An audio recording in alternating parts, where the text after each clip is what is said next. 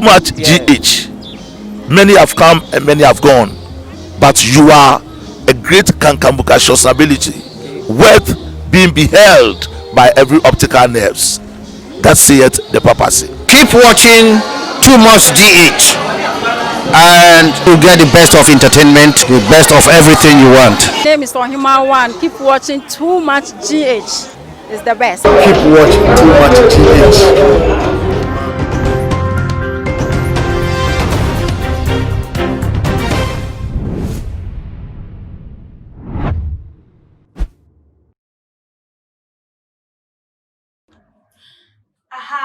Too much GH so Ghana wahala jumedi ena ebre aso sayede ebebesum we fidie kese yi eso ekwes kapa enbidi na mnim se mejime dwa say dia na chese ensemu a ekotwi ekobremai chese dia woti a awosi egu dia woti a chese wo kase enti nneoma bi sei ekoso wo memu no ena da ne da ye bone bedese mapohine abomu de ebebesum mu chese bi mu pensem ni nyina ne pomasibre na ene day edie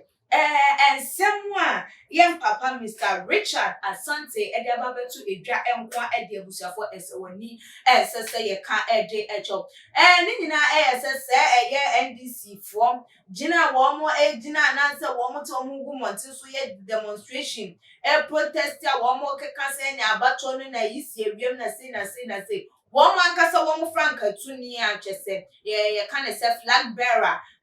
papa former president John Dramani Mahama and dan no krampo na busia for say the waja tum se wono enya de se wono ne di eye enkunim ade se nsem no nsem a okoka no ye Supreme Court one petition on de call ye 31st December no emu no sa ena ne nsem no emu no kire chese ye papa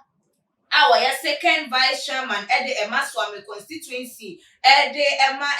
MPP Amanyoko Mr. Richard Asante Abba just why you so shocked of former President John Dramani Mahama Nensema wo DL2 eja ebra wo court Supreme Court of Okache wo mo ese enya de ese wo no na ewene presidential election no wo de nsem no etu ja wo chimu se NDC supporters no wo mo na se wo se wo mo ebunfu womo emma woman in brisa womo dikani etimi etwa womo entro kekra se na se woni pefensa adidie enya wo na wo brene ye ensusu still na wo hye supporters for echi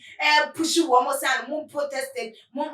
kasa mo ntiase na ne nyina mu wan kasa wudi tumpa se enya de se wo na wudi enkunu na no na chese no one na wo de nsam no etu edwa ewo Kesben FM ena wodi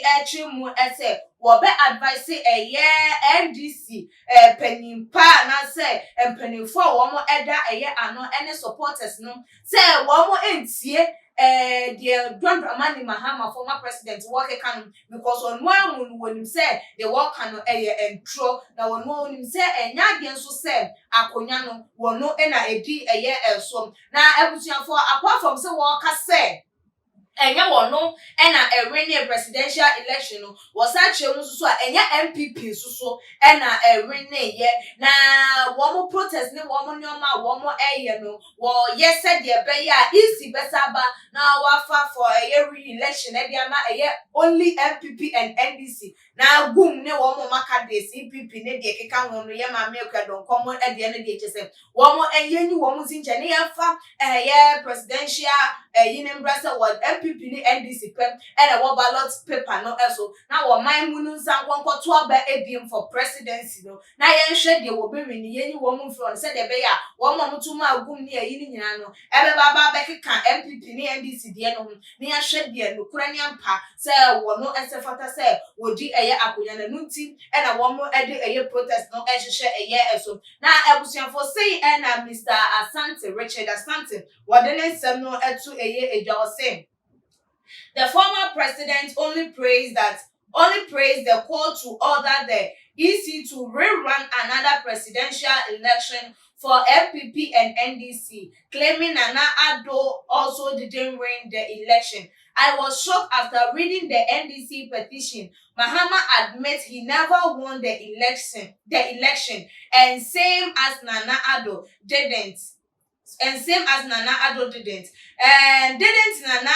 Didn't Mahama and NDC told Ghanaians they won the election, but Jane Mensah led EC has stolen it for Nana Addo. We a year Mr. Asante need somewhat be a 2 a year a day which you former president of courts no what they are the same 2 courts name himself. EC and running another presidential election and former only MPP and NDC said them be can HM. Now what Judy say nya dey say Nana Addo erene na wonu amu so no enya dey say wo rene ye na no what was say 18 enya NDC for ene Mahama for na ka kire Ghana for say one more and a rainy no so easy yamami Jane Mensah and a benim ede Emma a pipino. Now so your banner send a Google Pimo call to dear. What done and no aka say one no one raining and just say MPP for so a rainy year and to say a year court bet me ama my easy. I ran a year another presidential election and the amount only MPP and NDC there and not a day and a one more per a day at church as a year MPP chairman for Swami constituency what to a year a jam. Now what didn't some no to a jar every year no and I was so the to a bimu and so I say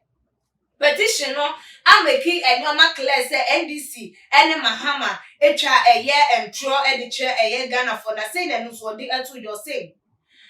Relief B in the petition makes it clear that NDC and Mahama lied to Ghanaians for claiming to have won the election, adding Relief F states no candidate satisfied the requirements of Article 63(3) of the 1992 Constitution to be declared presidential elect. The court can never rule on a matter not stated as a relief in a suit. Therefore, Mr. Mahama has deceived NDC supporters that he won the election for others to conclude that former president will be sworn into office January 7th, knowing Mahama didn't win the election. Wait, and then someone what do to a year a day was said a year Supreme Court any question 1 more 8 year dear a year John Dramani Mahama can no amount of a yen in summer or becca and I said no more deeper to a jar say you see and ya des a woman it is what the buffet say ya des woman would be a year in Kunimudia and one on the easy verdict our day by and I said declaration of the other two just say MPP Areno and one and no Ghana for yen so now way Emma a year and this supporters who said can the Nancy Nipa would do woman man can you know one where you throw for na no quality a be any nafa it is a one more empty a one woman I hear protest any demonstrations I'm a she tear gas is so shady so at and a woman pa one more because Nipa now one more 8 1 more diamond one Jane a year supporters no now ebusia for what dear Mr. Richard yeah asante what dey to a year a day ya now then I also bet me I can't therefore say I'm passing your man penny that John Dramani Mahama call Supreme Court and then the petition of the court to honor actually say one rainy and was here court no say the be easy better ama akonya for Ghana for to abadiama MPP NDC kwanda na no kwanso no na Didnt and a wire sa ade we nyina no ama na chidi for so protest no now then and I will bet me I can't edit for Didnt travel fans me who a break oh too much your comment section like a videos na share all the social media platform so ℂourt any media na sana ye be sana share